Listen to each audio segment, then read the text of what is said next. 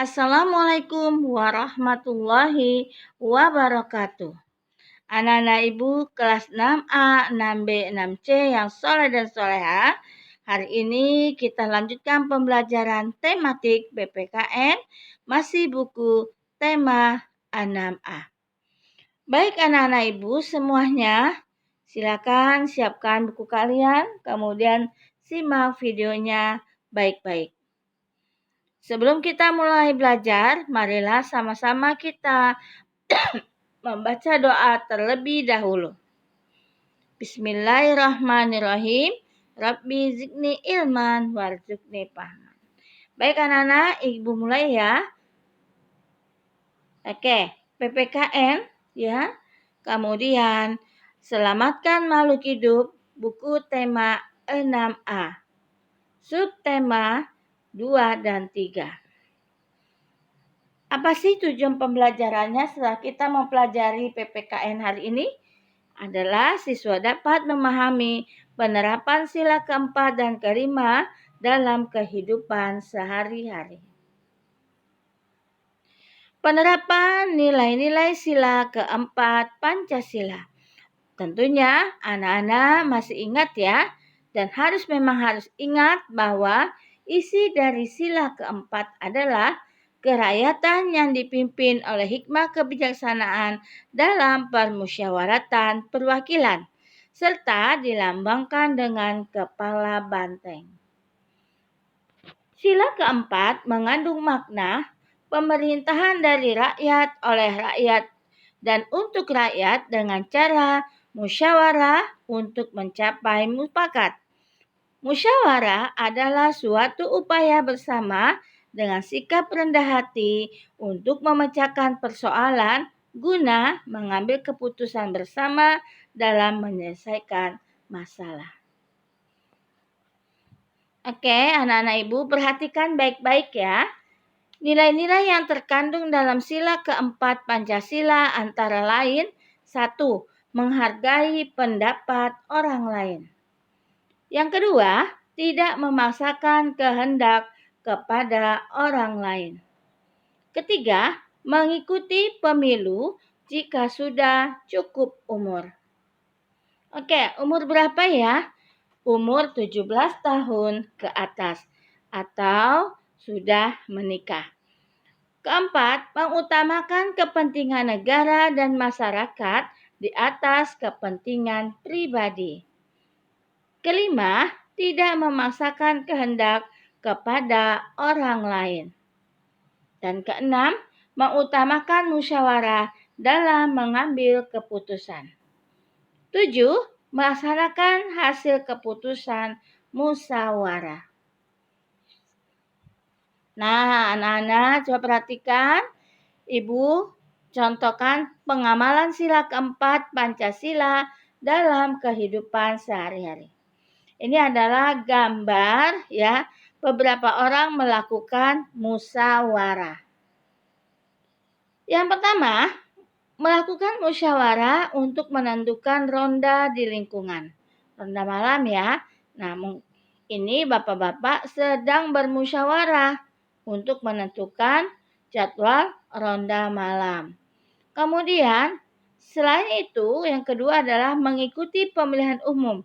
Misalnya, pemilihan presiden atau pemilihan kepala daerah.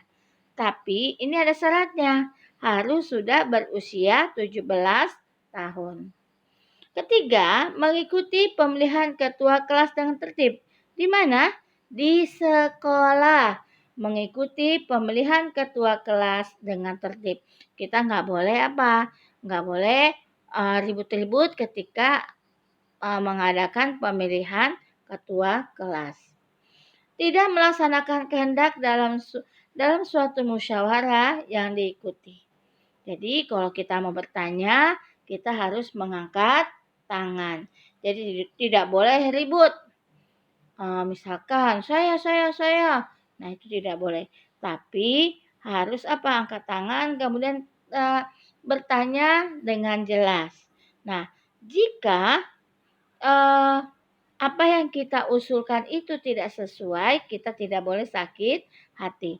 Tapi dengarkanlah suara yang terbanyak. Oke, sekarang penerapan sila kelima Pancasila dalam kehidupan sehari-hari. Ya, apa isinya?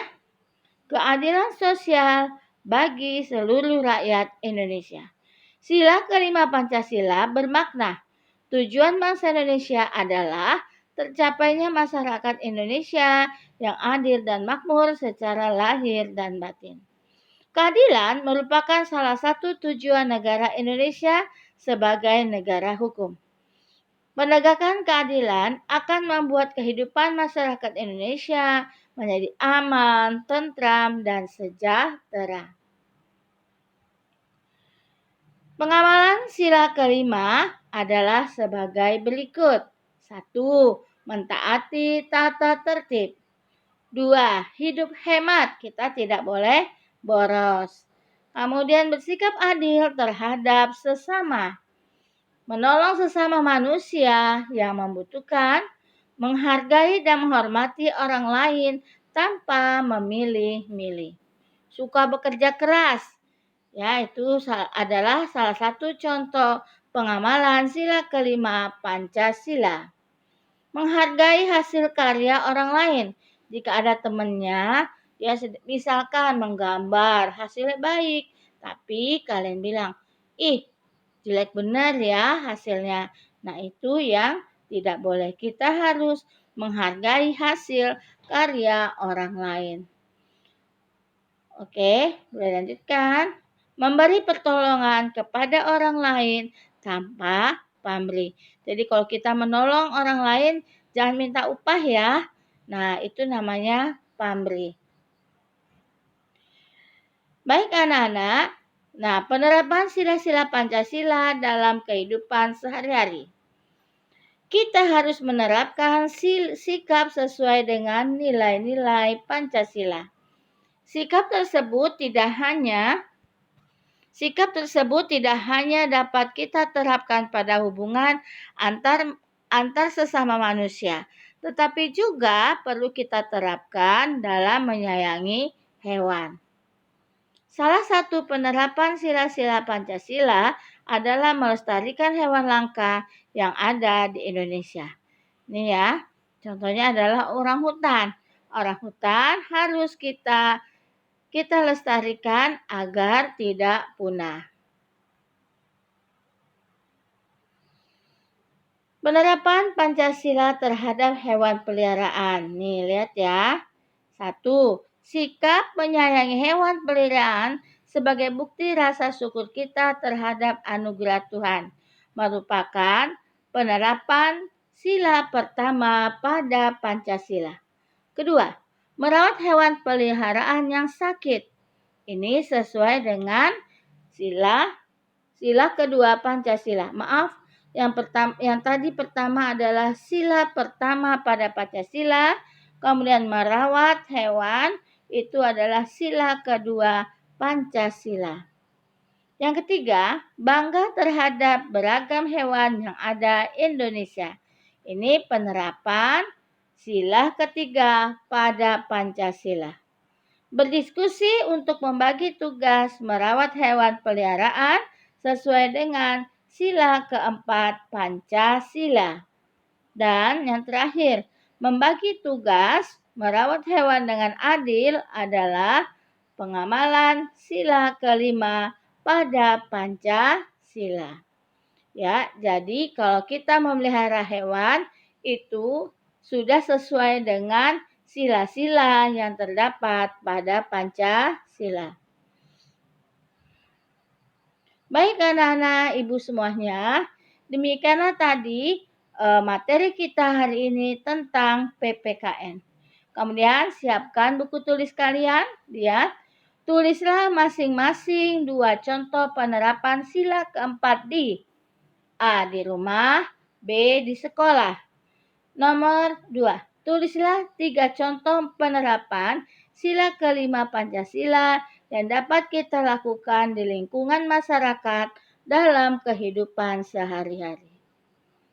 Nah, ini nomor 3, lihat halaman 75, nomor 2. Kemudian, jawablah pertanyaan dari teks di atas.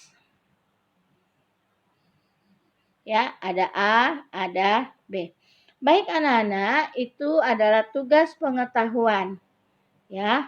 Kemudian tugas keterampilannya adalah berikut beberapa penerapan sila-sila Pancasila. Ada 1, 2, 3, 4. Kalian tuliskan sesuai dengan sila keberapa. Ya. Baik anak-anak Ibu, terima kasih kalian sudah mengikuti pembelajaran Ibu hari ini. Semoga kalian paham dengan apa yang sudah Ibu sampaikan. Baik anak-anak, sebelum Ibu tutup, marilah sama-sama kita membaca hamdalah, alhamdulillahirabbil alamin. Terima kasih, selalu semangat walaupun kita masih belajar dari rumah. Ya, Ibu akhiri dengan wassalamualaikum warahmatullahi wabarakatuh.